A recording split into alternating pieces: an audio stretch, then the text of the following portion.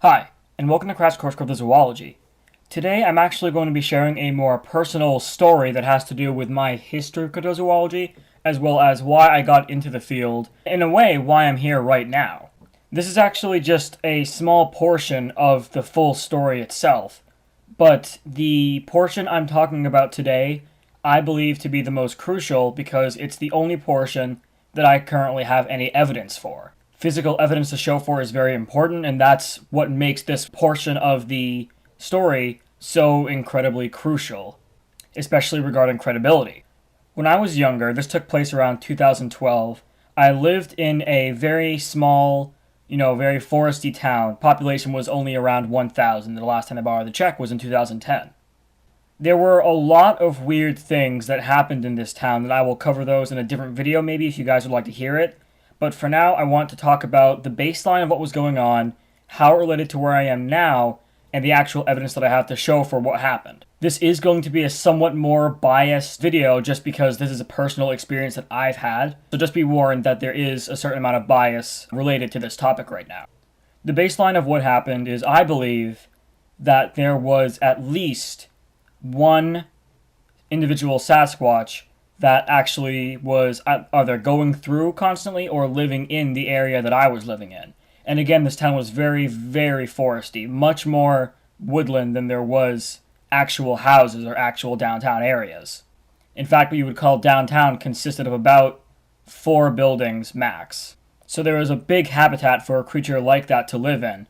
And there was certainly a lot of places for it to hide. Not many people walked into the woods, which is, very ironic because that's most of what the land around us was. And as it really turned out, they didn't really need to see what was going on. Because whether or not it was a Sasquatch going through the area, I think it is undeniable that there were some strange things going on.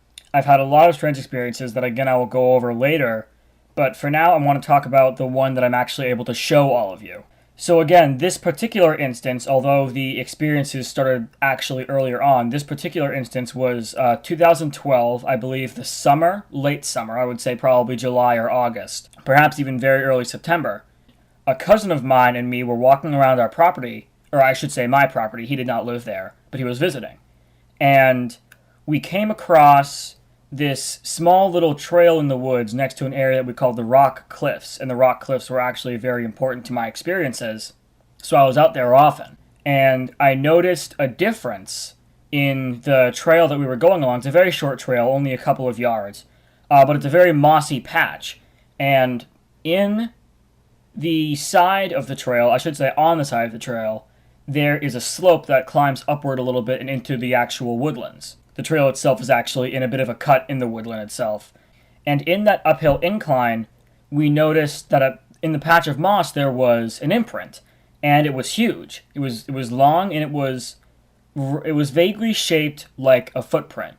And the interesting thing is that it behaved like a footprint. And what I mean by that is it showed characteristics physically that one would say, yes, we can attribute that to being a footprint. The actual print itself looked as though it had been dragged down into the moss and then dragged backwards, which suggests to me that whatever was going up the incline, well, it was in fact going up the incline because it would have to drag its foot backward in order to do that. There are other physical details that I will leave for you to see in a moment here. What basically happened is we were amazed by this. We casted the print using plaster of Paris, and I've had the print ever since. This print is about half a decade old now, which is incredible to me. Pretty perfectly preserved, it's never been chipped, and I'll let you all see it now that you know the story behind it, and I'll let you all tell me your thoughts on it in the comments down below. I'd love to see them. So this is the actual print itself. Again, this was found in 2012, making this print about 5 years old now, and it was found, as I mentioned, in that patch of moss, and that's why we see this drag mark sort of appearance to it. But the thing about the print that I couldn't really show you in pictures, but I can show you here, is that there are some features of it that really do make me think it's a footprint. Let me just adjust the camera here and show you. So, putting the print on its side here, what we notice is that there are, varying degrees of depth, like there is to any drag mark or to any footprint. And what you'll notice is that at about the back right here is where it appears to be the highest, so to speak. Maybe the front comes a little bit forward to match that almost, but certainly, without trying too hard, the back seems to do that. And the back just so happens to look to be, if we're going to look at this as a foot, to be the heel of the footprint.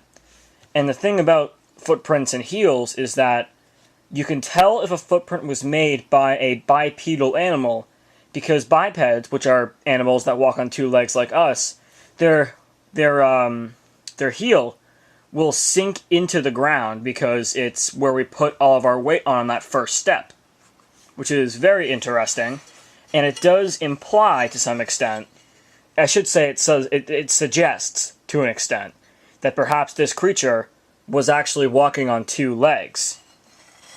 I've already told you the details of the story.